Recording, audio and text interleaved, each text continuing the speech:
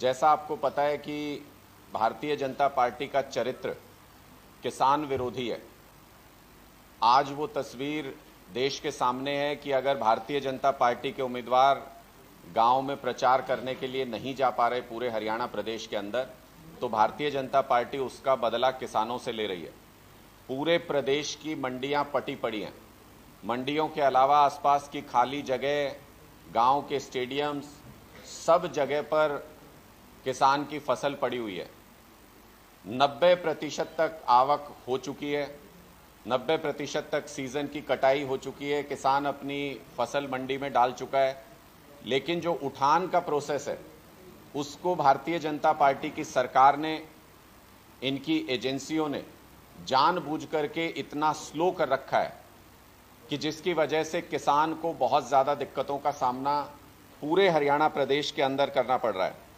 अब तक लगभग 38 लाख मीट्रिक टन ऐसा गेहूं है जो पूरे प्रदेश की मंडियों में पड़ा हुआ है, लेकिन इसको उठाने के लिए इंतज़ाम सरकार ने नहीं कराए हैं, जिसकी वजह से बहुत स्लो तरीके से मंडियों से उठान हो रहा है।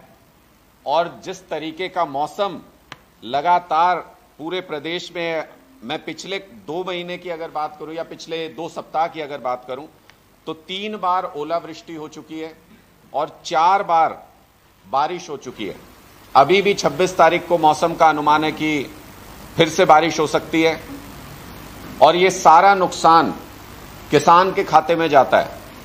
उसके मंडी में अनाज डालने के बाद भी मैं आपको प्रोसेस पूरा बताऊंगा कि किस तरीके से किसान ही पीड़ित है, उसके बाद भी किसान को कैसे ये झेलना पड़ता है, वो सारा प्रोसेस मैं आपको बताऊंगा। कई जगह पर मंडियों की अव्यवस्था के साथ साथ जो साइलो सिस्टम बनाया है सरकार ने, जहां जहां बड़े बड़े उद्योगपतियों के साइलोज हैं, वहां पर भारतीय जनता पार्टी की सरकार ने मंडियों को बंद कर दिया है या मंडियों में सिस्टम ठप कर दिया है, जिसकी वजह से किसी भी साइलोज के बाहर आप जाके देख लीजिए, वहां एक एक सप्ताह में किसानों का नंबर पड़ रहा है। लंबी लंबी कतारें, 5-5, 6-6 किलोमीटर की लाइनें हमने देखी हैं। किसान अपने ट्रैक्टर लेकर वहां खड़े रहते हैं और एक चक्कर, अगर किसी के पास एक ट्रैक्टर है और वो लेकर के जाता है अपनी फसल, तो उसको एक चक्कर के लिए 1 सप्ताह तक इंतजार करना पड़ता है। उस 1 सप्ताह के दौरान अगर बारिश हो गई, उसका गेहूं अगर भीग गया, तो साइलोज वाले का कुछ नहीं जाता। एंट्री पे नमी चेक करते ही उसको वापस कर दिया जाता है कि ये फसल अभी साइलोज में डालने के लायक नहीं है, इसको वापस ले जाइए। ये सारी समस्याएं भारतीय जनता पार्टी की सरकार की सुनियोजित तरीके से क्रिएट की गई समस्याएं। ये मैं इसलिए कह रहा हूं कि कुरुक्षेत्र जिले में ही अकेले अव्यवस्था के चलते 35 लाख क्विंटल गेहूं खुले आसमान के नीचे पड़ा हुआ है आज के दिन में। सोनीपत के अंदर 16.79 लाख क्विंटल गेहूं का उठान होना अभी बाकी है, ये भी इसी तरह से मंडी में पड़ा हुआ है। 16.79 लाख क्विंटल गेहूं अभी भी उठान के इंतजार में सोनीपत मंडी में है। और सोनीपत की अनाज मंडी में 1.5 लाख क्विंटल गेहूं ऐसा है जो खुले में पड़ा हुआ है अभी भी, जो कवर्ड एरिया में भी नहीं है। रोहतक के अंदर अगर आप देखेंगे तो अभी तक 18,56,000 क्विंटल गेहूं की आवक हुई है, लेकिन उसमें से सिर्फ 8 लाख क्विंटल गेहूं को वहां से उठाया गया है। मंडियों में अभी भी 10 लाख क्विंटल, रोहतक की मंडी में भी गेहूं इसी तरीके से पड़ा हुआ है। शहर की तीनों मंडियों में अगर मिला के देखें रोहतक में, तो 16 लाख कट्टे अभी भी उठान के लिए इंतजार कर रहे हैं। हांसी के अंदर अगर आप देखें, हांसी अनाज मंडी में 4 लाख क्विंटल गेहूं उठान के इंतजार में मंडी में पड़ा हुआ है।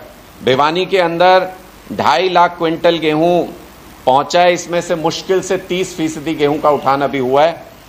और इसके साथ साथ सिर्फ गेहूं के लिए ही किसान को परेशान नहीं होना पड़ रहा है, जो सरसों का सीजन निकल चुका है, 3 सप्ताह पहले सारी कटाई सब कुछ हो चुका है, उसके बावजूद भी सरसों की फसल भी अभी तक कई जगह पे 70% फसल मंडियों के अंदर पड़ी हुई है, उसका उठान भी अभी तक नहीं हो पाया है, जिसकी वजह से सिरसा जिले में अगर देखें 40% सरसों का उठान अभी बाकी है और 2.5 लाख क्विंटल के आसपास सरसों बारिश में भीग भी गई है।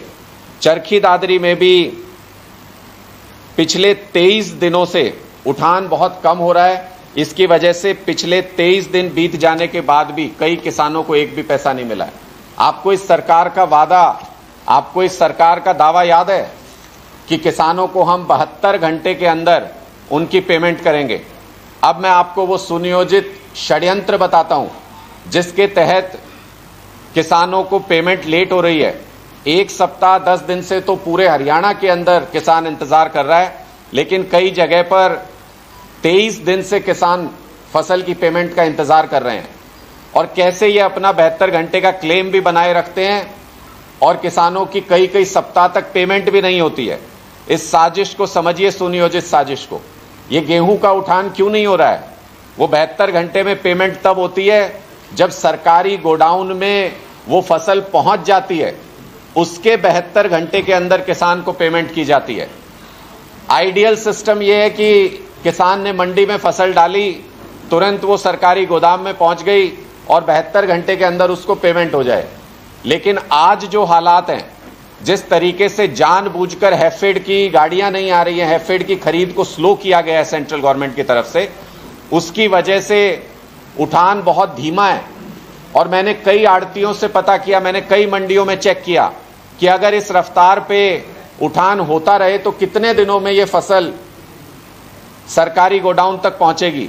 तो हमें जवाब मिला कि 25 से 30 दिन लग जाएंगे इस रफ्तार से इस फसल को पहुंचने के लिए, और किसानों की पेमेंट तब तक रुकी रहेगी। तो ये जो स्लो उठान किया जा रहा है, कहीं बारदाना उपलब्ध नहीं कराया जाता है, ये सारा जानबूझकर सरकारी साजिश की वजह से, ताकि उनको पेमेंट नहीं करनी पड़े, या जानबूझकर वो पेमेंट करना नहीं चाहते किसान को, ताकि किसान उनके सामने हाथ जोड़कर गिड़गिड़ाता रहे और चुनाव के साथ उसको मैनिपुलेट करने के लिए, चुनाव के वक्त किसान पे दबाव बनाने के लिए ये सारा षड्यंत्र भारतीय जनता पार्टी कर रही है। लेकिन इस बार हालात ऐसे हैं कि भारतीय जनता पार्टी कुछ भी षड्यंत्र कर ले, किसान अगली सरकार से भी पेमेंट लेने को तैयार है।